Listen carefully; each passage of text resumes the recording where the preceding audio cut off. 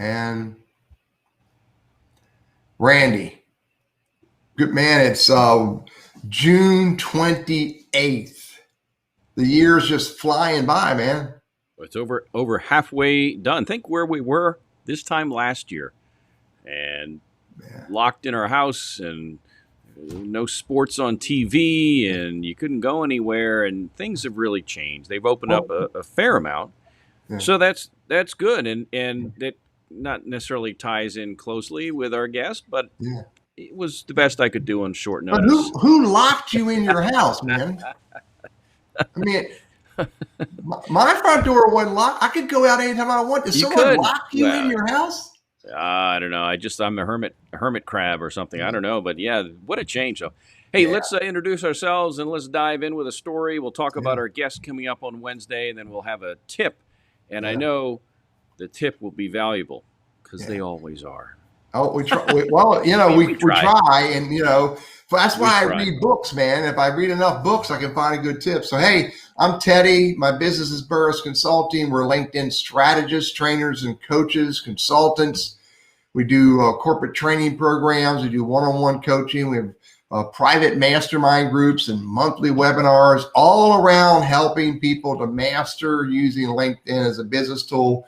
Absolutely love doing this stuff, and I love seeing people become more successful when they figure it out. So, hey, Randy, would you introduce yourself to our friends? Sure. I work for Goodwill Industries of Northwest North Carolina. Randy Wooden. I run our professional center. We help job hunters. Goodwill, that's what we do. We either train them with new skills so they can launch a new career, or maybe more so on the side that I work on, which is helping them do a better job of the job hunt. So if you're a professional, however you want to define that, look me up. We're happy to help. We do work by appointment, though, so keep that in mind. But we're happy to help just help you do a better job of the job search, and been doing this for a very long time. And Teddy, we've been at this now, this lunch with Randy and Teddy for, since April of 2020. And yeah, this might be show 70 coming up, buddy.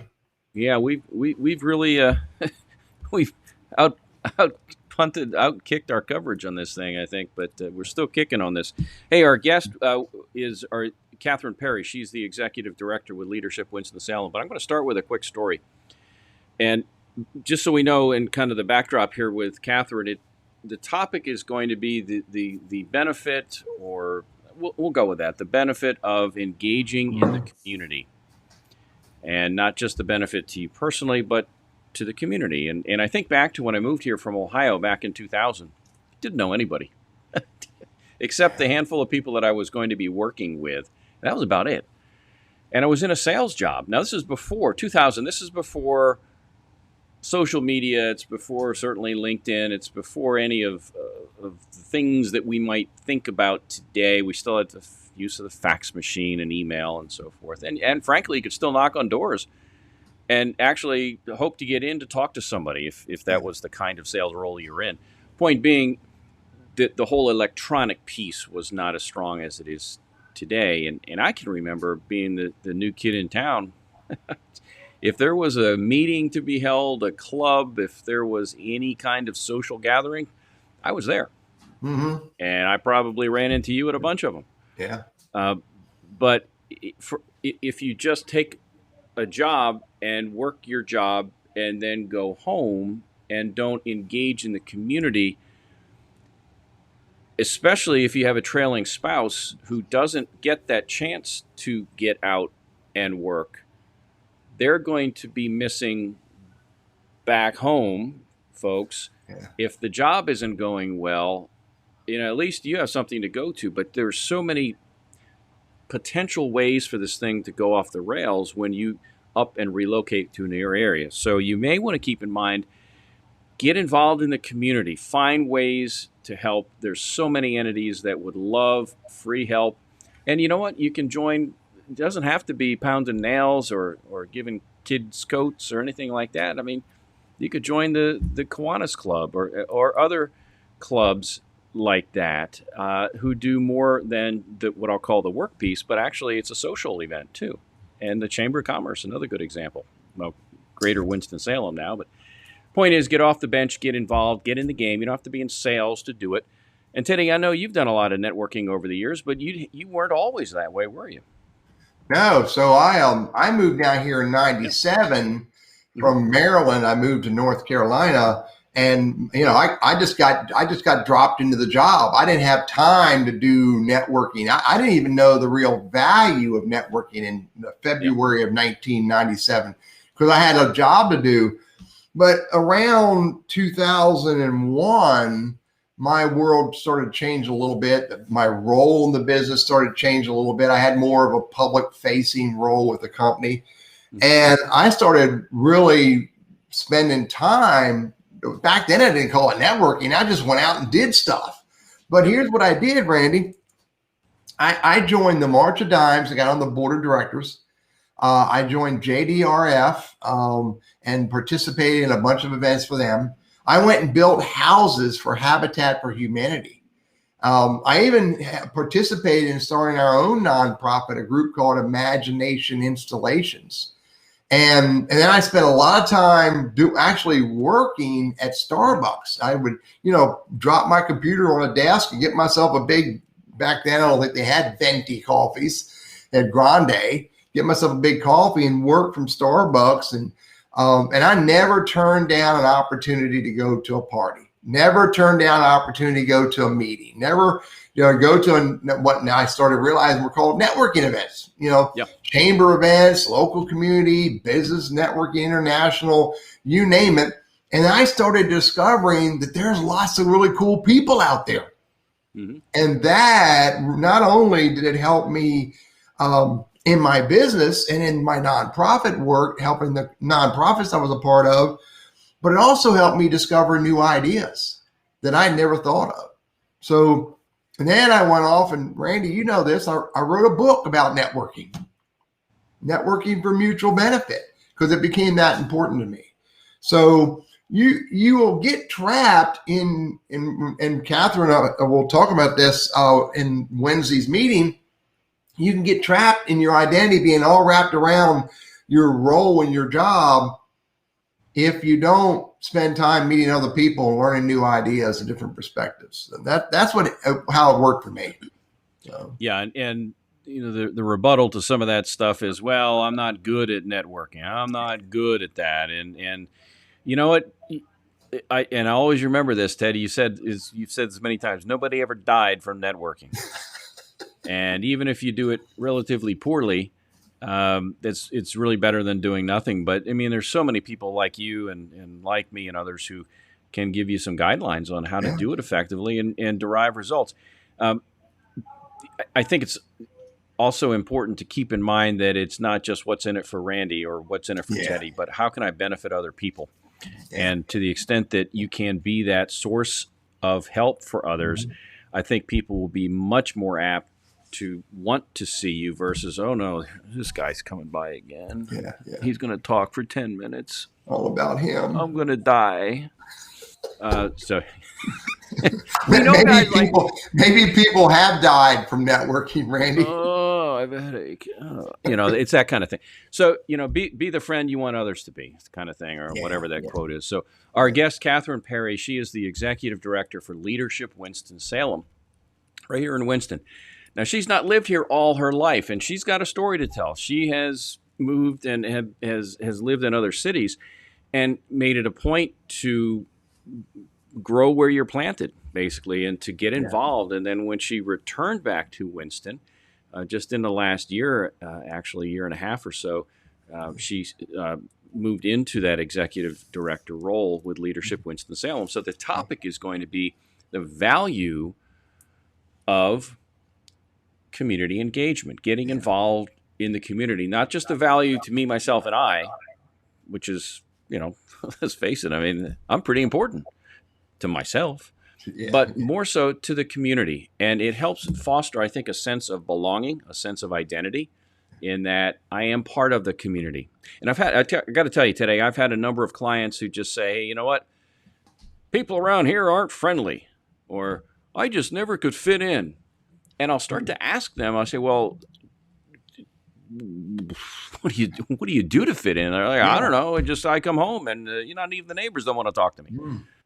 So you get into that whole cocooning kind of a thing. So the thought here is, let's see where we can take our talents, because so many entities could use the skills and knowledge that we have. Yeah. And we'd like to see you on the show. And if you have comments, questions for Katherine, then definitely join in and fire away. How did we get her on the show, Randy? Did you reach out to her, or how? I did, yeah. Her predecessor and I are friends, and so we got to talking a little bit, and I thought this would be a great glimpse into something that people may have heard of, Leadership Winston-Salem, but they may not know all of what it entails. And this is not a commercial to say, sign up for leadership, because, well, for one, their application period has ended recently, so it's too late anyway. But really, just to see what is going on under the radar, flying under the radar with an organization like this, and not just leadership, but also just to inspire people to get off the bench, get off the couch, and see where you can add value to other organizations. And so often, whether it's this or whether it's doing mission trips or whatnot for churches, you think, oh, I'm going to go out and bless everybody. They're going to be blessed by my being there. And it's always the reverse. Yep. And you walk away saying, wow, that was really cool. And so, and you and I both know her predecessor, which is just just an example. The more you connect and the more you network, the more conversations you can get, and you never know where they're going to go. The next thing you know, we got another special guest joining us on the show for everybody. So we do. Teddy, you want me to dive in with a story and then you can wrap it up? Do you have a tip? Wait, Randy, I know what your tip's going to be. Now, remember, last week I said no criticizing, condemning, or complaining. So when you share this tip, share it in a constructive way, okay? I shall do my best, sir. How many times do you when you call a business, you would like to have somebody greet you, even if it's an answering machine or some kind of acknowledgement?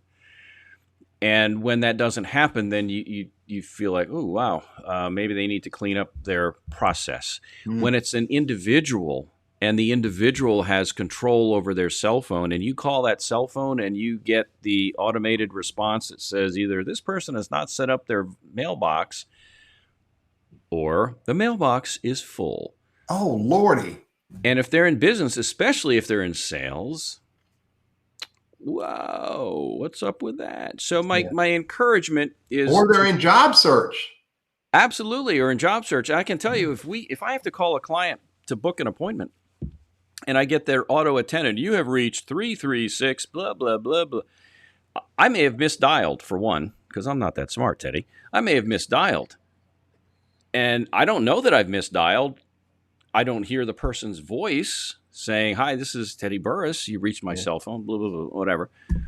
So I'm not going to leave a whole lot of intel in there saying, I'll just leave my name and my number and ask you to return my call. Because, again, what if I call the wrong number and I say, this is following up on your resume, and, and it ends up being your boss or something, that could be bad. Yeah. So you don't want that to happen. Please, folks, take the time. Set up your voicemail box with your own voice, stating your name, and we can go through the process of what should be in there, but basically your name and that you reach the cell phone, and also that you'll call them back promptly. Yeah. It's common courtesy, but it's a nice reminder, because I can tell you I run into that several times a week when I make phone calls. I really do. I check my voicemail, dude. There's plenty of room in my voicemail. Good. Yeah. But job hunters and salespeople, if your mailbox is full, what are they going to do? Yeah.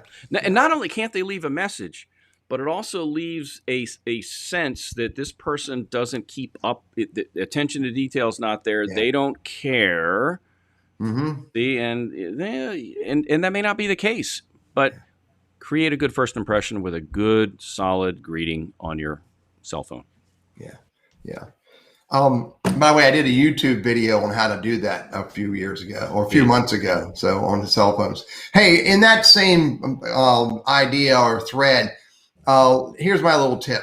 There's lots of ways to contact people. You don't always need to leave a voicemail. You don't always need to send an email. You don't always need to send a text. You don't always need to send a LinkedIn message.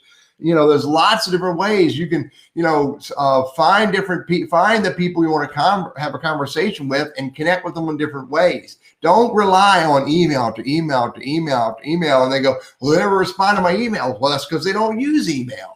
Don't call cell phone voicemail. They go, they never call me back. Well, they don't pay attention to their voicemail. You got marketing says you should touch people 7 different ways if you want to get their attention. So look for different ways to engage with them. Maybe engage with them on social that might inspire them to call you back. Maybe send an email one time and then follow up with a phone call or follow up a LinkedIn message or a Facebook message or whatever.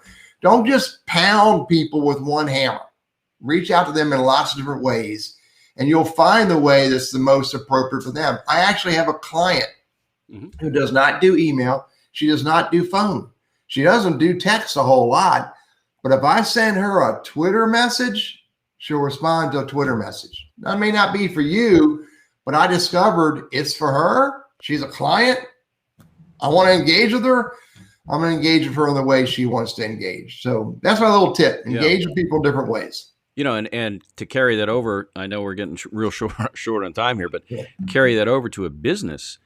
And if the business only does Facebook, but not Instagram or not Twitter or email campaigns or other marketing campaigns, it's sort of like with churches. You want to reach people where they live. If you just set a big building and say, come visit us, you're still going to get some people, but wouldn't it be good to meet people where they are? And if that platform is LinkedIn or it's Twitter or whatever, I think it's good to diversify if you're a company and trying to get the message out across a number of different platforms. Good tips, Teddy. I appreciate it. Cool. Thank you. Yeah. All right, buddy.